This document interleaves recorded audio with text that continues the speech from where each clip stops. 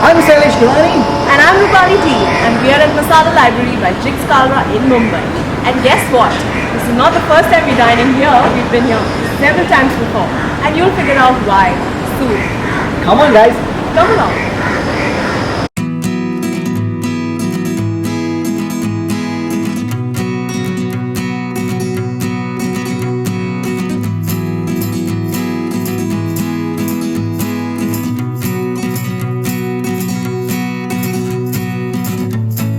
We're at Masala Library and this place is known for its burnt curry leaf cocktail, which is wonderfully tasty. But they also have this star anise martini, which incorporates a bit of molecular gastronomy in it, which is really interesting. And I wanted to show you guys how they make it. Alright, so we're going to make the star anise martini now, and we have all the ingredients. Aditya and Vaidyanathan are going to tell us what exactly we're going to be using in this particular cocktail. We are going to put in So we have the star anise in the shaker. in the shaker, Beet syrup. beet syrup. So you've got some ice in there. Put the ice in it.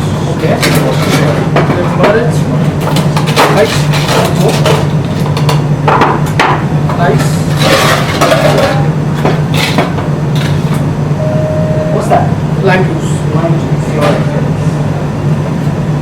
And the base, gin. The gin is the base. Put some more. 45 ml. Yeah. Alright. What's next? Shake it. Oh, I want to shake it. I want to shake it, please. That's good enough? More? There you go. We're just going to stir it. Okay. Straight into the martini glass. And then it's going to follow by the molecular gastronomy that will go into it. Which is the... So at the end we put the star anise foam. So this is the molecular gastronomy part of it. Going to mix the lecithin with the hot water. Alright. To So get it in there we've got lecithin and hot water. So the lecithin is actually the molecular aspect of this cocktail. We're just going to add lecithin. Alright. This concoction of star anise. So this is a concoction of star anise, which is basically in there in hot water. already in there. So it's going to skim it off and it's going to put it on the star anise martini. That's how you have the beautiful foam. Followed by the Wow, that's amazing. garnish that will go onto the foam. There we go, that's your star anise martini. So can I have a try? Yes, please go ahead. Let us know how it is.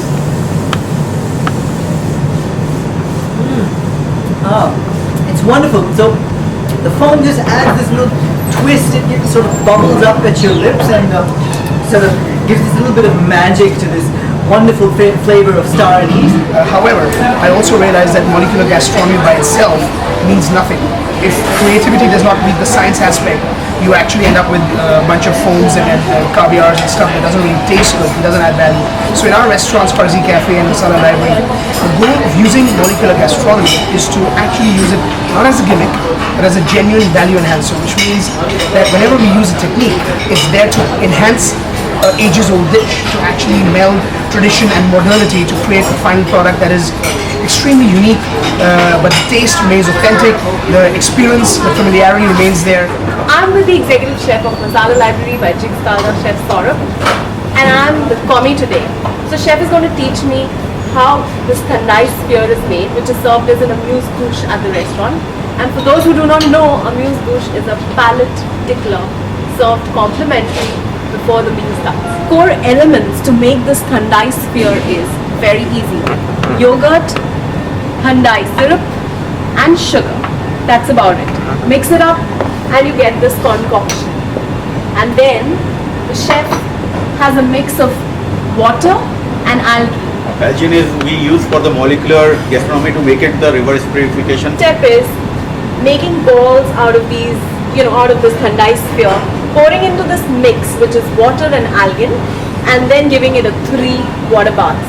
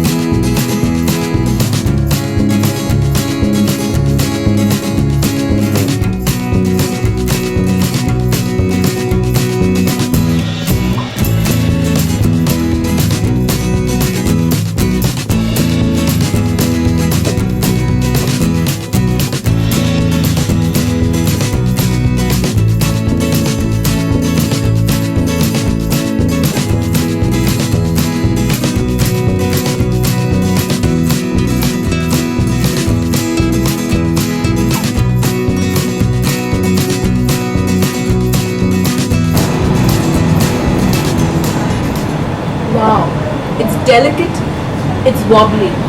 It popped like a balloon in my mouth, revealing intense and tasty flavors of the thandai, the original thandai. Excellent, chef. Loved it. We're getting ready for our feast at Masala Library. Now, this is a place where centuries of gastronomic traditions and tastes have been resurrected and recreated. But it's all with a modern twist, right? Exactly, and modern does not necessarily have to be molecular gastronomy all along. And that's exactly what this restaurant showcases. Some dishes and some drinks have a twist of molecular, like star anise martini Sailesh made. But there are some dishes with just presentations, beautiful ones. Yeah. So you'll see the twist as and when we have our food.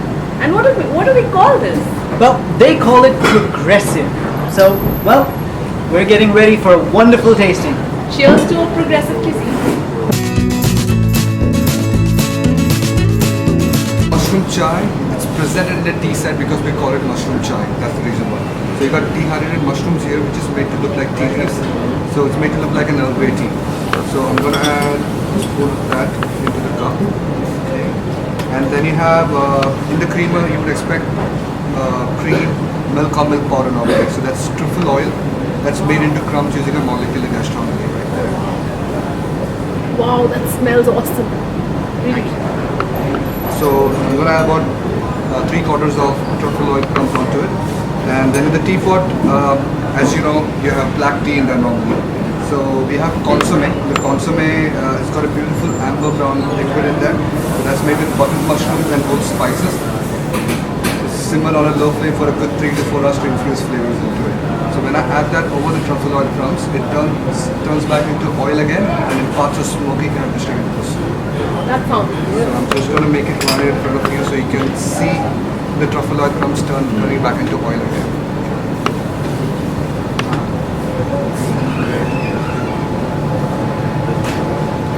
See the film of oil on top of it? So you just give it a stir and enjoy it. And the flavor is amazing.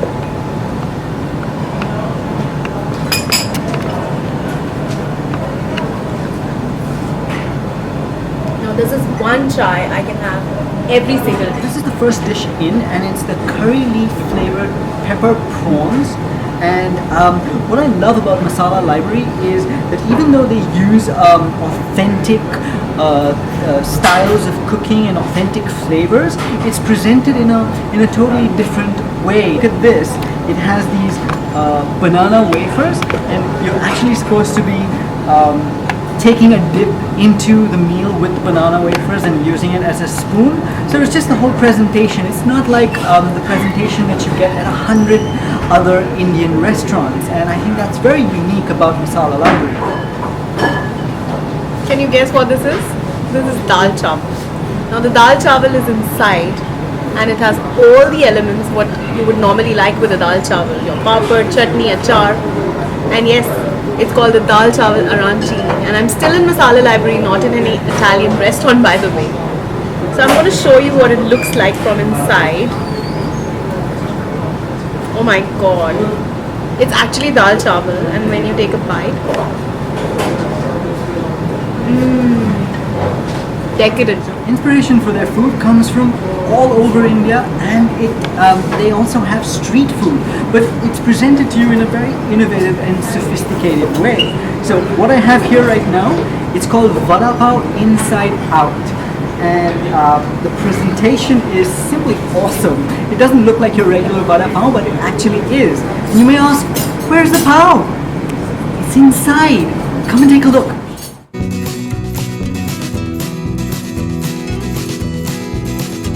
So what I have in front of me is the bhut jalakya spare ribs, and this chili, this bhut jalakya, is the spiciest in the world.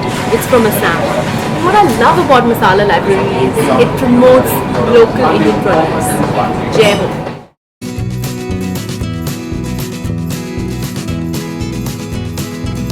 In between the starters and the main course, they offer this signature palate cleanser, which is basically a sorbet of mishti doi, and it's got a little bit of strawberry coulis in the center, and it sort of acts like smelling coffee beans when you're trying on perfumes. So it just refreshes your taste buds for the next sumptuous bit of food.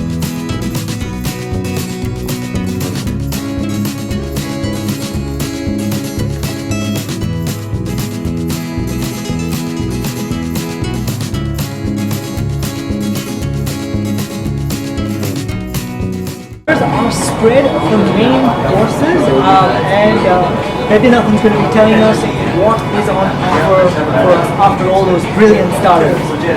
To begin with, we got this duck preparation called the Kashmiri chili duck al korma. So traditionally it's made with mutton. The chef has actually roasted duck because it blends with the plum sauce really well, which is sweet and sour plum sauce. And then he got the traditional Rajasthani preparation, which is 3 different preparations put together. It's got churma with the bhindi jaipuri salad, and then he got papad ki sabzi on the side. And then he got the stuffed kulchas as well. We got the chili chicken tandoori kulcha that is finished with sriracha oil on it. And then he got our pizza kulcha, we call it. That's the tandoori margarita kulcha. So it's the toppings on the margarita pizza that's stuffed into the kulcha, finished with toasted sunflower seeds. Last but not the least, we got a Indian risotto. We call it the Gujarati Kadi risotto. So we finished with our meal, and here are the desserts. And and the thing about Masala Library is the innovative presentation, the molecular gastronomy, and just the way they present things. It doesn't end with the starters and the mains, it goes all the way to the desserts. So they're not boring, they're just so innovative. It's sad to see that most Indian restaurants really don't put that much effort and thought into the desserts. And we at Masala Library really thought that it has to get as much attention as the rest of the menu.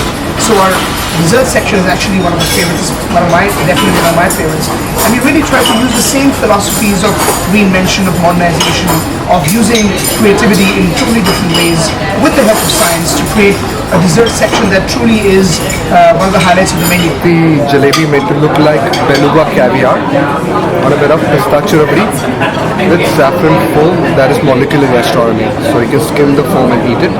And then that's your pista pan. So that's beetle leaf flavored pista pan. That's stuffed with sweetened rose petals, which is gulkan, with coconut flavored ice cream, which is covered with rose foam on top of it.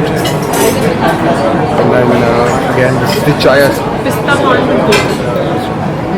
This is the chai ice cream infused with our favorite chai, the chai masala foam and cinnamon flavored. Well, we hope you enjoyed our review and our visit to Masala Library. We're going to tuck into these desserts now, and we will see you next time.